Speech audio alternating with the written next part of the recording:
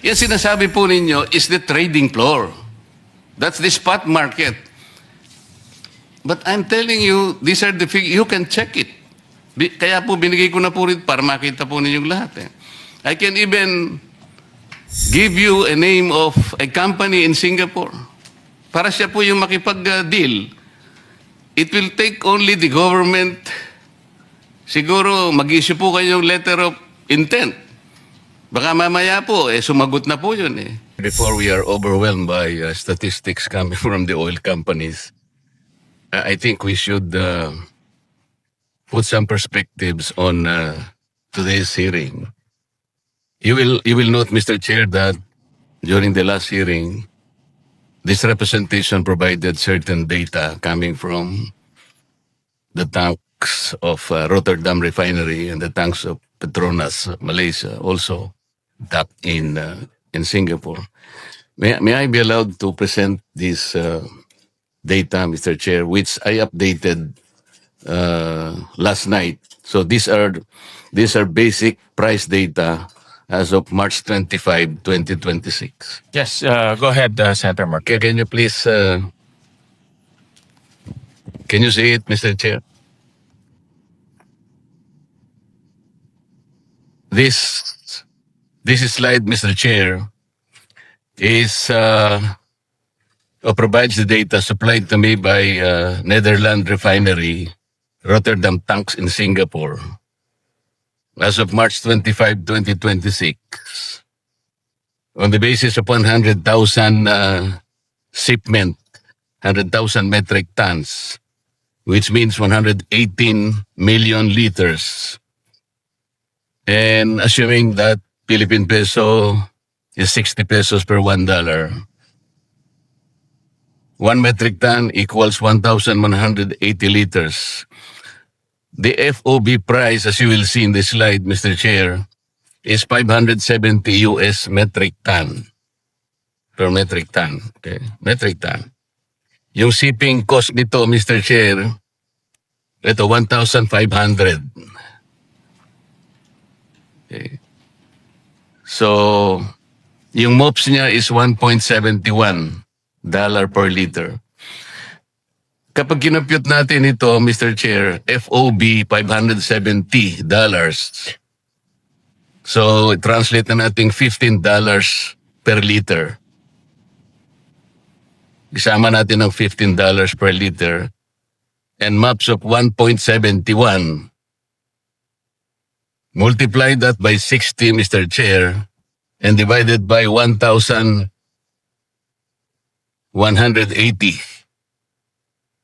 Conversion in liters. Makikita po nyo dyan, the FOB landed cost is 29 pesos 83 centavos.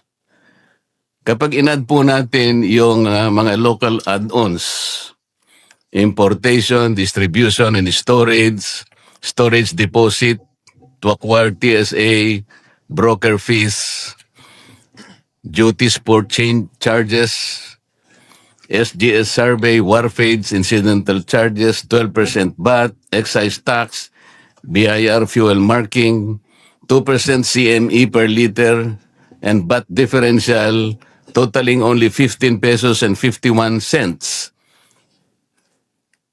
Ang total landed cost, Mr. Chair, is 45 pesos and 35 centavos.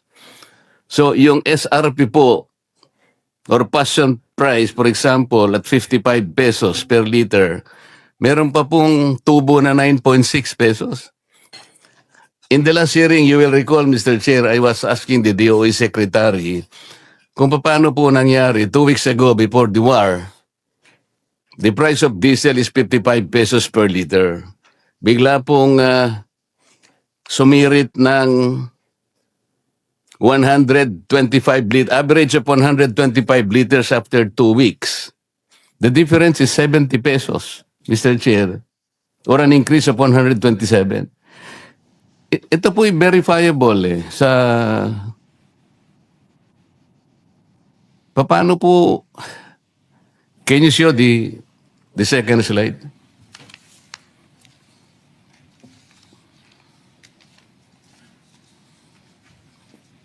Yan ba yan? Mr. Chair, ito po yung second slide. Yung nauna kanina, FOB price, kaya 570 per metric ton, US dollars. Ito po CIF, $640 per metric ton. So palagay mo, lagyan din natin ng shipping cost of $15 per metric ton. At saka yung MAPS, 1.71. The same computation, FOB landed price, 33 pesos and 39 centavos. So isama po natin yung binanggit ko pong mga add-on, local add-ons, 51.51,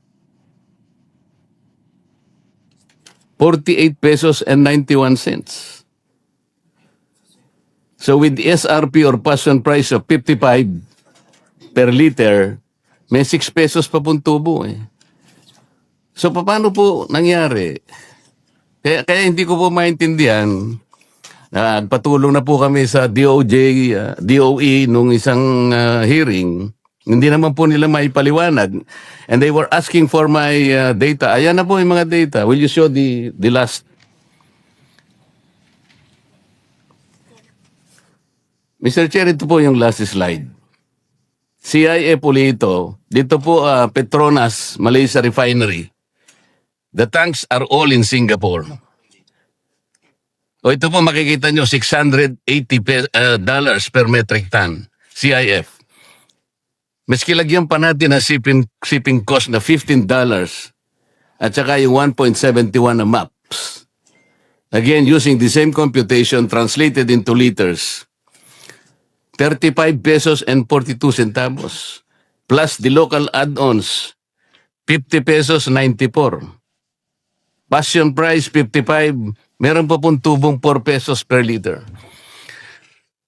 How do we explain this? Sinasabi po ninyo you were importing it from Dubai and you cannot penetrate it because of the closure of the Hormuz Strait of Hormuz. Bakit po yun ang reference natin? I'm talking about the prices now being quoted by the tanks in Singapore. Petronas and Rotterdam tanks in Singapore. This is tanks to vessel transaction. Ay, alam ko po, alam niyo ito. So, yung vessel po lalapit lang sa tank. Kaya kung gusto niyo CIF, yung tanks na lang lalapit sa inyo. But these are the prices. You can check the prices in Singapore. Nasa akin po eh. I check it with a friend in Singapore. It's very easy naman po eh. We have an embassy in Singapore, I suppose, na maaaring makapagtanong din siya to check this data. Bakit po the President said 2 weeks ago we have about 50 to 60 na inventory. After 2 weeks, bakit po sumirit ng ganun? Inventory pa nyo, meron pa po tayo. During the last hearing, we have 45 days for diesel and 54 days for gasoline as admitted by DOE. So what are we talking about? Prices of Dubai or Argus benchmark analysis or even the MOPS? Why are we using indicators when there are basic prices even quoted by the tanks in Singapore? Bakit po yung reference natin is the MOPS or the Argus benchmark? Why so?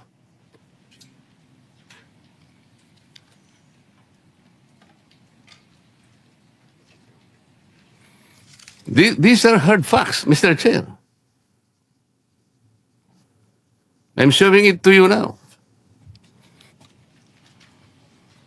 Saan po ninyo kinukuha yung langis ba? Dubai? May I answer, Mr. Chair? Yes, I am not familiar with the data that is being presented. But very clearly also, Dubai price now is 140. You can ask DOE. How can a product be cheaper than $140 per barrel? Sir, because it is being referenced to the Argus benchmark, the Argus data. You're taking it from the maps. You talk about Dubai maps or Singapore Platts. Indicators po ito eh. This is the trading floor like WSM. Tinetrade po natin yon. Pero kung yung mga tangki na po sa Petronas ang nagsasabi and they're providing this data to us, paano po natin i-reconcile ito? I'm not questioning your indicators po, but I am only showing some figures, hard facts that are supplied to me. Your Honor, again, this is the first time that we've seen the numbers. We would love to check it as well. But Yes, sir. Yung Argus po kasi is another information provider. Para lang din maps yan eh. Pero dito kasi, plots ang ginagamit. Yes, sir. Ano po yun eh? Worldwide po yun eh. Let's take the example of WSM sa electricity po. It's a trading floor. Ang WSM po, kapag ka walang bilateral contracts po yung supplier ng kuryente, pupunta sa WSM. Kung bilateral, may mga suppliers po ang Meralco, okay lang po yon. Pupunta lahat sila sa WSM. So yung WSM, the trading floor, ito yung spot market, ididikta niya. Pero hindi lahat ng pagkakataon sa WSM po yun. Kumisan nga eh, sa WSM magtataka kayo eh, 32 pesos pa nga eh, per kilowatt hour, which is impossible. Sa Meralco, siguro 10, 11 pesos per kilowatt hour.